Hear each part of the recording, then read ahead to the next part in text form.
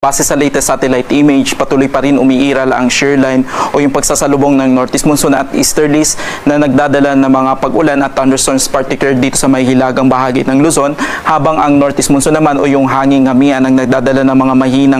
mahinang pag-ulan, particular sa Ilocos region at natitirang bahagi ng Cordilleras, habang ang easterlies o yung hanging galing sa dagat Pasipiko patuloy pa rin nagdadala ng mga isolated rain showers o thunderstorms sa malaking bahagi ng Luzon, habang itong minomonitor pa rin po natin itong si Tropical Storm Koto. So as of 3 PM kanina, yung kanyang sentro is namataan sa layong 360